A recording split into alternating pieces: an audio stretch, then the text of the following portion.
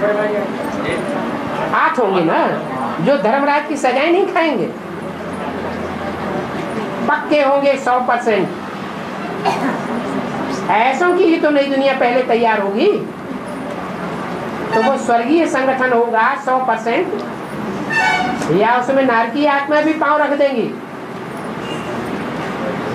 स्वर्गीय संगठन होगा। उस वाइब्रेशन में जो शरीर छोड़ेंगे उसका मुखिया कौन होगा? उस वाइब्रेशन की दुनिया का मुखिया कौन होगा? है?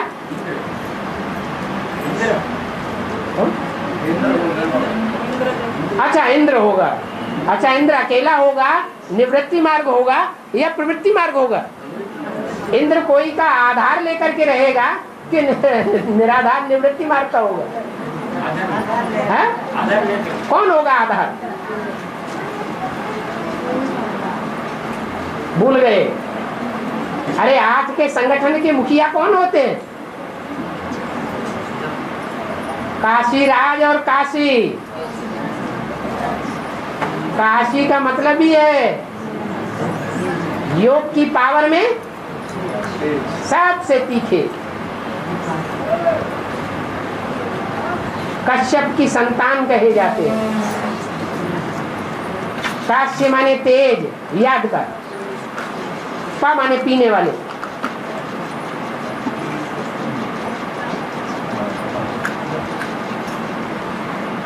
तो काशी नगरी, भगवान बाप को कौन सी नगरी प्रिय है? काशी नगरी। वहां योग का इतना तेज होगा कि कोई भी विकारी आत्मा प्रवेश नहीं कर सकेगी। नार की आत्माओं का प्रवेश जैसे वर्जित। इसलिए क्या कहते हैं, वो कहावत है काशी नगरी के बारे में।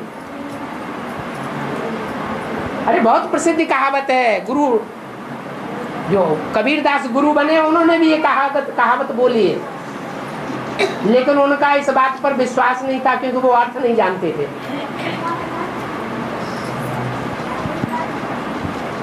उन्होंने उल्टा काम कर लिया। उन्होंने कहा कि दुनिया में ये हिंदुओं में रस्म चल रही है कि काशी में शरीर छोड़ेंगे तो स्वर्ग में जावेंगे, और मगहर में शरीर छोड़ेंगे तो कहाँ जावेंगे?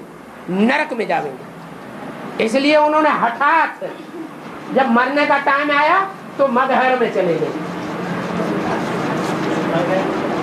हैं?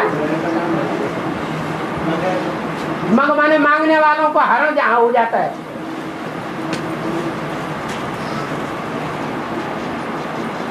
मगहर में शरीर छोड़ेंगे तो नरक में जावेंगे, काशी में शरीर छोड़ेंगे तो स्वर्ग में जावेंगे। बात कहाँ की है? माने काशी का जो संगठन है, उस संगठन रूपी किले में जो जाकर के जीते जी मरेंगे, भगवान बाप के कार्य में पुरानी दुनिया से देह और देह के संबंधों से मर जावेंगे, काशी के नजदीक जाकर के मरेंगे तो कहाँ पहुंचेंगे? स्वर्ग। माने स्वर्गीय संगठन में पहुंच गए या नारकीय संगठन में रहे? स्वर्गीय संगठन में पहुंच गए। तो क्या कहेंगे उनके लिए? काशी में जाकर के जो देह और देह के संबंधियों से कनेक्शन तोड़ देते हैं। अरे अब उनसे बात हो या न हो, फोन पर बात हो न हो, मिले न मिले, साकार में मिलन हो या न हो, माना देह और देह के संबंधों से मर गए।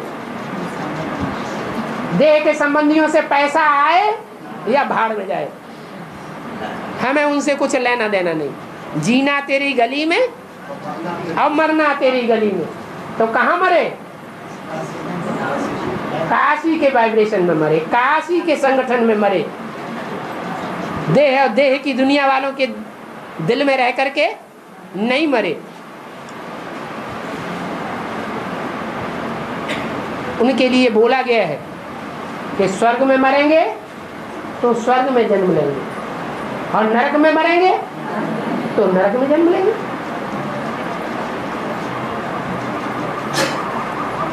जो नई दुनिया का फाउंडेशन बाप दादा ने डाला है, अभी नई दुनिया नहीं बन गई, नई दुनिया का फाउंडेशन है। उस फाउंडेशन में जो जीते जी मरेंगे, तो फाउंडेशन कैसा पड़ रहा है? स्वर्ग का फाउंडेशन पड़ रहा है या नरक का फाउंडेशन पड़ रहा है? स्वर्ग का ही फाउंडेशन पड़ रहा है। इसलिए भक्ति मार्ग में एक और बात चल रही है। लंबे समय तक ये बात चलती रही, अंग्रेजों ने आकर के बाद में बंद कर दिया। क्या?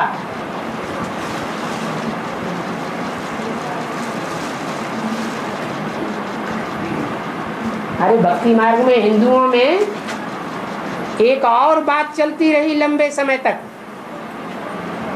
कि काशी नगरी में जाकर के जो काशी करवट खावेंगे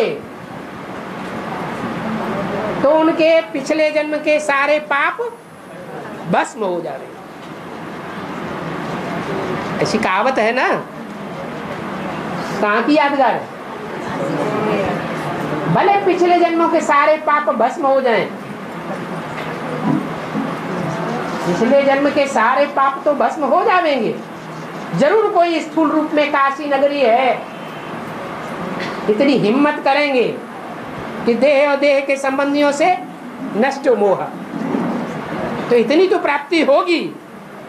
लेकिन अगर वहां पहुंच करके फिर पाप करना शुरू किए, श्रीमत के बरखिलाफ कर्म किए, तो ऐसी परीक्षाएं आएंगी जैसे मकान का फाउंडेशन डाला जाता है ना। फाउंडेशन जब जमीन खोद के डालते हैं तो पत्थर ईंटें नीचे डालते हैं कि नहीं, और ऊपर से चलता है दुर्मुठ। तो कोई कच्चे पक्के पत्थर होते हैं, उछल के बाहर चले जाते हैं कि न्यू में रह जाते हैं, बाहर चले जाते हैं। ऐसे ही माया उठा के फेंक देगी। अगर श्रीमत के बरखिलाफ काशी नगरी में करवट खाने के बाद भी चले तो कहाँ की यादगार है? ब्राह्मणों की संगमी की दुनिया की यादगार है।